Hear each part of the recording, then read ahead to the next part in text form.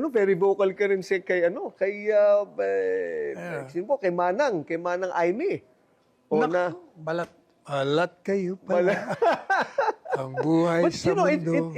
it's funny because you and the rest of the boys are one in your sentiment, well, call it against or not for, to make it a little bit lighter, not for. Si Polong, si Kong Polong and Baste are also not, para bang Talaga naman ginamit niya lang talaga ang Duterte. Kung matatandaan mo, ako unang bumibira dyan, araw-araw kong binabanatan niya sa programa ko. Balat kayo nga kasi she uses people eh. Yun ang problema sa kanya. Pag kailangan kanya, okay. Pag hindi, wala ka na. Oo. So, anong nangyari, nakita mo nung bumagsak yung rating niya, bigla siyang, sabi niya kasi, di ba, tinawa, ito ang bira ko sa kanya sa programa ko.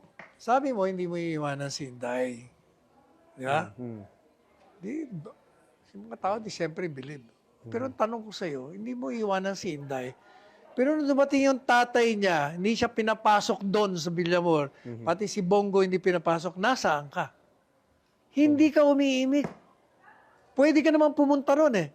Kapatid ka ng presidente, sigurado mapapapasukin kayo doon pag ikaw nandun. But you kept quiet. Kailan ka umimik? Nung bumagsak ka na sa rating, bigla kang kailangan ng investigasyon, o nagpasip-sip ka na. O kaya kinantang kita ng balat kayo, yun talagang team song.